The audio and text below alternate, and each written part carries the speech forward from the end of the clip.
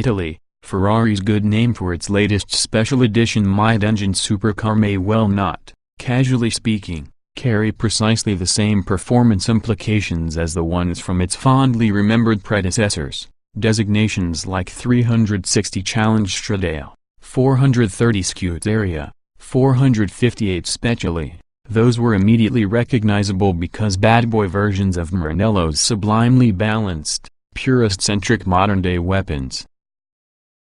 Pista? The name might describe your neighbor's attitude if you rev its new twin-turbo, 3.9-liter V8 to its 8,000 revolutions per minute redline since you pull in your driveway past midnight or from it before 7 a.m. Perhaps it gives mind a specific off-kilter tower only a few hours drive on the Italian carmaker's home base, or Friday night leftovers inside the back corner of one's fridge. On the other hand, devoted tifosi know Ferrari's official designation of that famous 1.862-mile test facility, the identical one abused in the past by the likes of Lauda and Villeneuve and Prost and Mansell and Schumacher and Raikkonen and Alonso and Vettel, is Pista di Frano.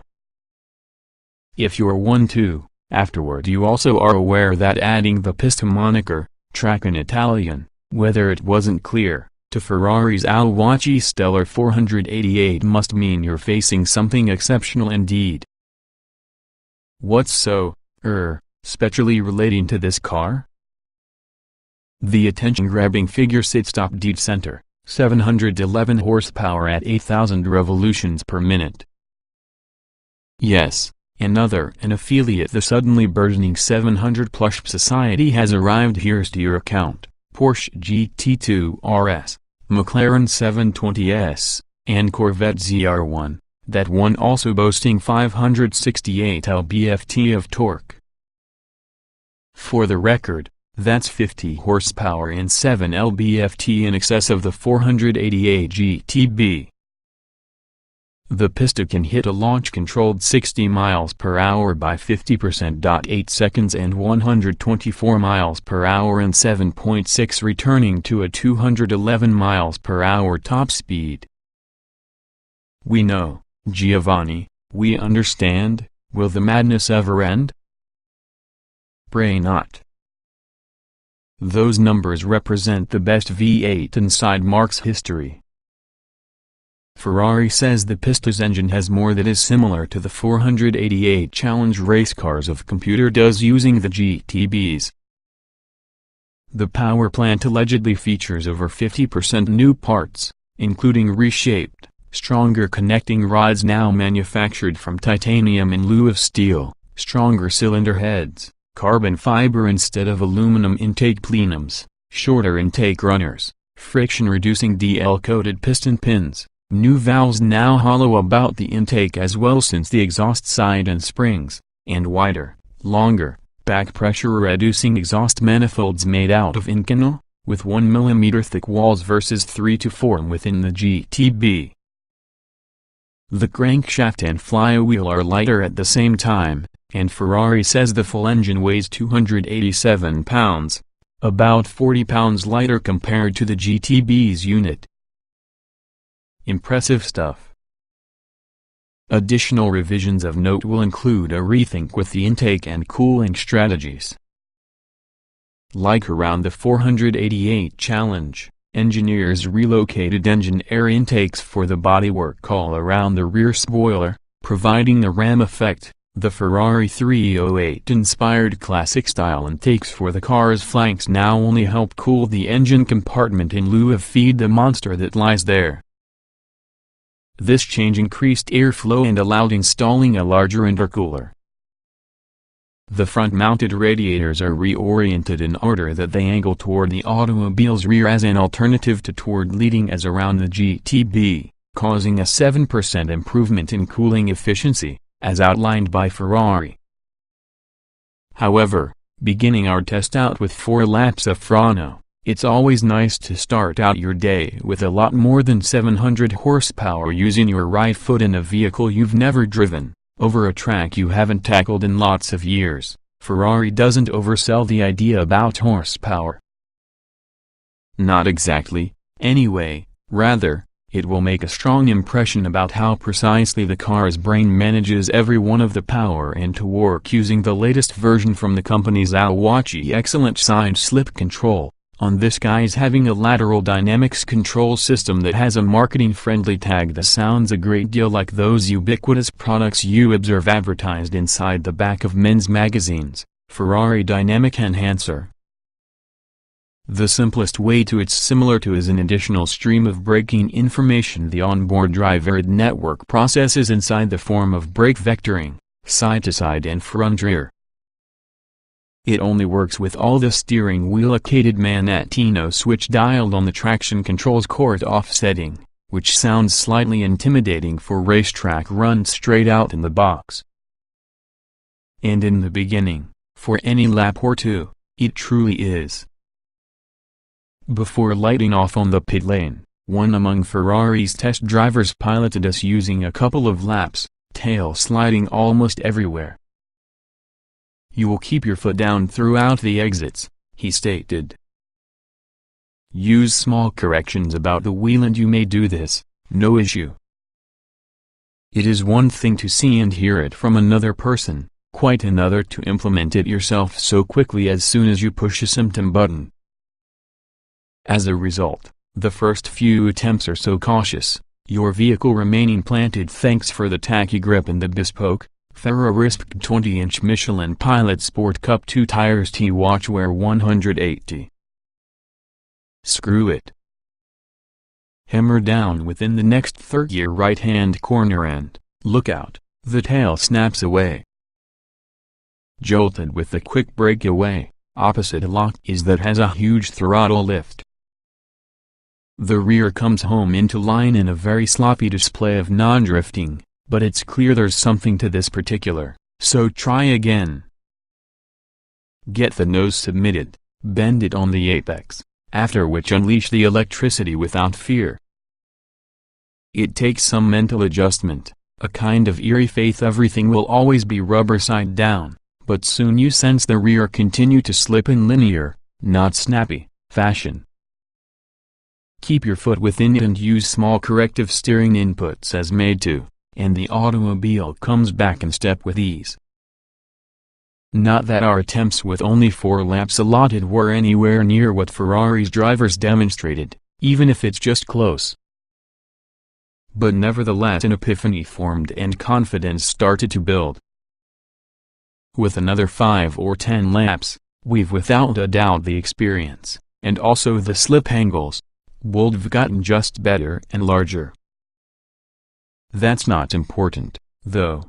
The important takeaway is always that arguably nothing you've seen prior have non-professional drivers had the opportunity to wield this type of ominous volume of rear-drive power so gracefully.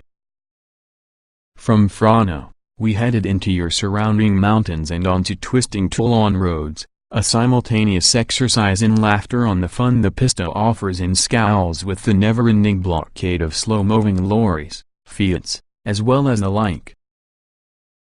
In many ways the pista was a lot of car for your route, which never offered a way to probe top of the reaches with the tachometer and far from first and second gears. But the V8's punch above 5,000 revolutions per minute indicated the greatest 488 will easily pull us strong beyond 120 miles per hour the way it does well below a 50, delivering vision-blurring use of their 700-plus horsepower just like we've experienced recently in Porsche's GT2 RS, McLaren's 720S, and Chevrolet's Corvette ZR1. It's a nimble dance partner also, not which a regular 488 isn't. Even so the pista's curb weight of 3,053 pounds is 199 pounds lighter, and leads to its reactive character the minute you turn the leader. The steering itself is lovely, weighted perfectly and extremely quick minus the blinking fast, potentially destabilizing initial turn-in entirely on some of Ferrari's of brand new past. As we selected in the track, off went traction control, and also the dynamic enhancer began, allowing, when traffic cleared, hard braking into corners, then kicking the tail out some and coming out around the other side feeling like our hair was burning down. The Pista's carbon ceramic brakes are some of the world's best and earn slowing your vehicle almost as thrilling as accelerating it.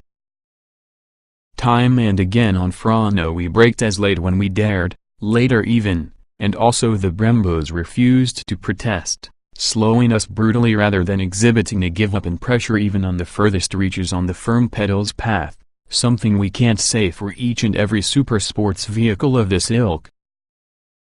It's a welcome ability which gives you a reassuring feeling of confidence. The small volume of pedal travel combines with repeatable and unfading stopping souped up that serves up braking as precise every mortal could desire in the road car. It's merely another trait Ferrari engineered into this car, which in addition to 20% more downforce, now 529 pounds at 124 miles per hour, with just a 2% improvement in drag, makes it insanely stable across a large spectrum of conditions. The latter is born in no small part to Ferrari's first road car utilization of a Formula One style, airflow channeling stuck from the front end with an aggressive rear diffuser similar towards the one used around the 488 GT Le Mans endurance racer.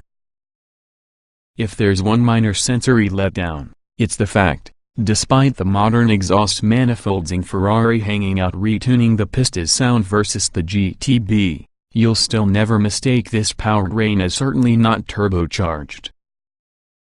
This 488 whistles instead of screams with the air, having a bass EV rumble echoing beneath prevalent intake and turbo noises. It's a nice sounding car in its own right, but not one, even when standing trackside at Frano as being the protest drivers rocketed past, that makes your hairs get up on end. It is around 8 decibels louder within the cockpit, though, because of its new hardware, tuning, and fewer cabin sound deadening material. Conversely, we now have no complaints around the powertrain's responses, sharpened past the GTB using a 17% lowering of internal inertia to create quicker revving, through integrated turbo rev sensors much like those found for the 488 Challenge, that provide consistent, identical pressures across both cylinder banks, thereby more efficient power delivery. Both are features any self-respecting enthusiast, much less Ferrarista, will mark documented on their set of things to geek out about. With the last mountain run, each redline pull on the larger 488 Challenge style carbon fiber paddles sends a jolt using your body, an innovative race-driven shift map strategy Ferrari identifies as shotgun plus overtrack, and it also feels much like it sounds. If you're clinging to your F430 inside a garage mostly since it has a manual gearbox, we understand, but if any double clutch, suit-off one transmission can convert you, this is actually the one. In fact, relatively benign soundtrack aside, plus it's a large aside for traditional enthusiasts, this car could be the one in terms of mid-mounted, V8-powered Ferraris. For Enzo's sake, it could possibly lap Frano just 1.8 seconds slower as opposed to apocalyptic LaFerrari. We're Pista, we can't afford to take it home around. 2019 Ferrari 488 Pista specifications. September 2018. Price $345,300 base.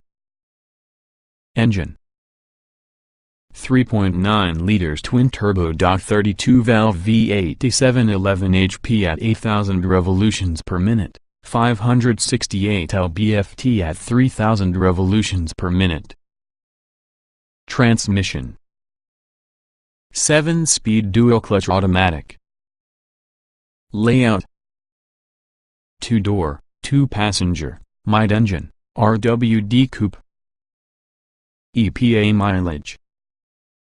NA.